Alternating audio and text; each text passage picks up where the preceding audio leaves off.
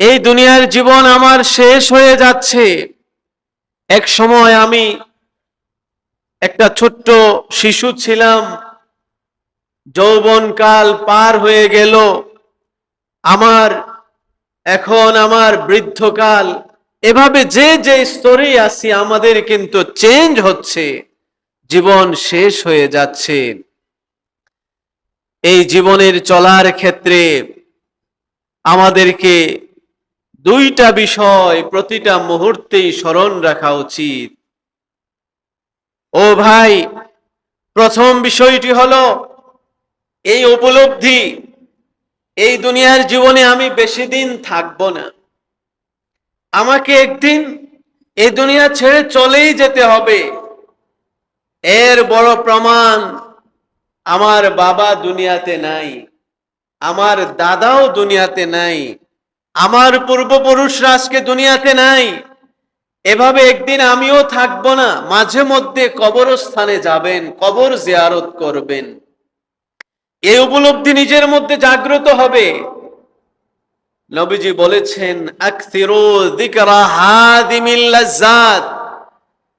ও আমার উম্মাহ, তোমরা জীবনে চলার পথে এই দুনিয়ার সব কিছু থেকে তোমাকে যা একেবারে ডিটাচ করে দিবে, বিচ্ছিন্ন করে দিবে, সেই মৃত্যুর কথা বেশি বেশি স্মরণ করবে।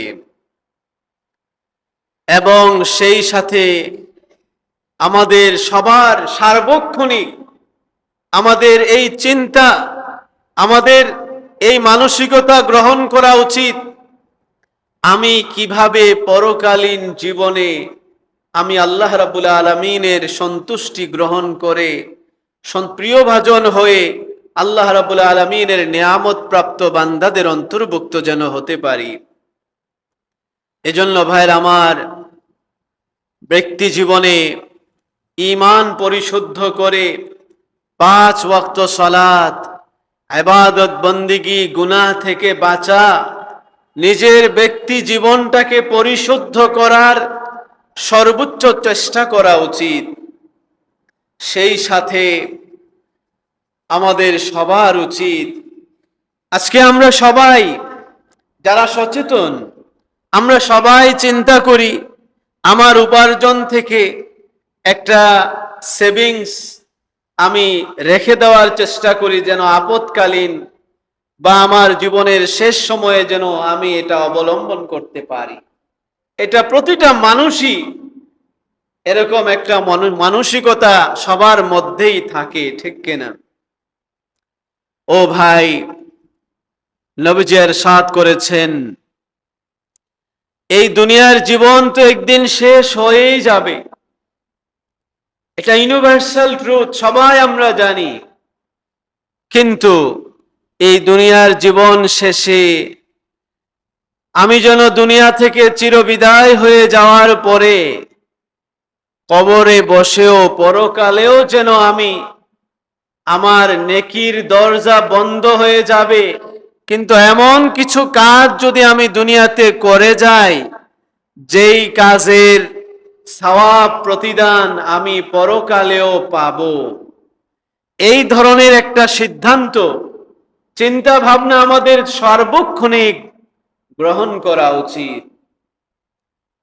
হযরত আবু হুরায়রা আদ-দাউসী আল-ইয়ামানী রাদিয়াল্লাহু তাআলা আনহু রিওয়ায়াত করেছেন, নবীজি ইরশাদ করেছেন, ইদা মাতাল ইনসান ইনকাতা আনহু আমালুহু ইল্লা মিন সালাতিন, ইল্লা মিন সাদাকাতিন জারিয়াতিন আও ইলমিন ইউনতাফাউ বিহি আও ওয়ালাদিন সালিহিন ইয়াদউ লাহু। এই দুনিয়াতে 4টি কাজ মৌলিকভাবে এরকম, যদি কেহ দুনিয়াতে করে যেতে পারে, এই দুনিয়ার জীবন শেষেও তার আমলের দরজা বন্ধ হয়ে যাওয়ার পরেও পরকালে এর প্রতিদান সে অনবরত পাইতে থাকবে। এজন্য ভাইয়ের আমার, আমরা এই 4টি কাজের যে কোনো একটি অথবা পারলে সবগুলোই আমরা করার চেষ্টা করতে পারবো তো ইনশাআল্লাহ? আল্লাহ তাআলা আমাদের সবাইকে তৌফিক দান করুন। নবীজি বলেন প্রথম কাজটি হলো ইলমিন ইউনতাফাউ বিহি। নিজে যদি কিছু জ্ঞান শিখে, যতটুকু ইলম শিখলো, এই ইলম এটা অন্য কেউ শিখিয়ে গেল। এই ইলম দ্বারা কোরআন হাদিসের জ্ঞান এমনি ভাবে মুহাদ্দিসিনে কেরাম বলেন ইলমিন ইউনতাফাউ বিহি, এমন জ্ঞান, এমন কিছু বিষয় যার দ্বারা মানুষের উপকার হয়। আপনি এমন একটা শাস্ত্র জানেন, এমন একটা বিষয় আপনি জানেন যার দ্বারা দেশ সমাজ মানুষ উপকৃত হয়। ও ভাই, এই জ্ঞানটা নিয়ে আপনি মারা যাবেন না। নবীজির নির্দেশ, তুমি এই জ্ঞানটা আরেকজনকে শিখিয়ে যাও, কিছু মানুষের মধ্যে বিলি করে যাও, পরকালেও তুমি এর সওয়াবের ধারা তোমার অব্যাহত থাকবে। আও ইলমিন ইউনতাফাউ বিহি। ও ভাই, এজন্য আমরা এই জ্ঞানের চর্চা, যে জ্ঞান পারদর্শিতা আমরা জানি, এটা যদি আরেকজনকে শিখায়া যায়, এই ধারা যতদিন থাকবে আমরা এর সওয়াব পাইতে থাকব। এমনি ভাবে ধর্মীয় জ্ঞান, কোরআন হাদিসের জ্ঞান, মাদ্রাসা, বিভিন্ন ধরনের মাদ্রাসা এখন আপনার আমার মাঝে আশেপাশে আছে। এই প্রতিষ্ঠানগুলোতেও আপনি যদি কিছু অবদান রেখে যান, যতদিন এই প্রতিষ্ঠান চলবে, আপনার এই অর্থের বিনিময়ে যত শিক্ষার্থীরা এই ইলমে দ্বীন শিখবে, তাদের কাছ থেকে আবার পরবর্তী জেনারেশন শিখবে, কিয়ামত পর্যন্ত এই ধারা যতদিন অব্যাহত থাকবে, আপনি আমি দুনিয়াতে থাকবো না, কিন্তু এর সওয়াব আপনার আমলনামায় পৌঁছতে থাকবে। দ্বিতীয় হলো, নবীজি বলেন আও সাদাকাতিন জারিয়াতিন, জনকল্যাণমূলক কাজ। কিছু মানুষ তাদের পানি খাওয়ার ব্যবস্থা নাই। বর্তমানে বাংলাদেশের বহু জায়গায় নিরাপদ পানির অনেক সংকট। আপনি নিরাপদ পানি পানের জন্য আপনি ব্যবস্থা করে দিলেন মানুষের, সদকায়ে জারিয়ার কাজ। এই মানুষগুলো পানি খেয়ে যত ইবাদত বন্দেগী করবে, আপনি এর সওয়াব পাইতে থাকবেন। মসজিদ করে গেলেন, মাদ্রাসা করে গেলেন, রাস্তা কালভার্ট নির্মাণ করে গেলেন।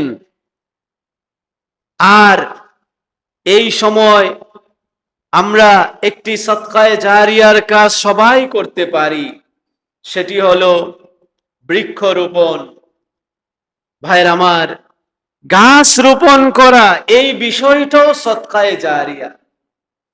এমন কোন পরিবার কি এখন আছে যেই পরিবারে দৈনিক এই সুস্বাদু আম এবং কাঁঠাল, এই সিজনাল ফল গ্রহণ করছে না? এরকম কোন মানুষ পাওয়া বড় কঠিন।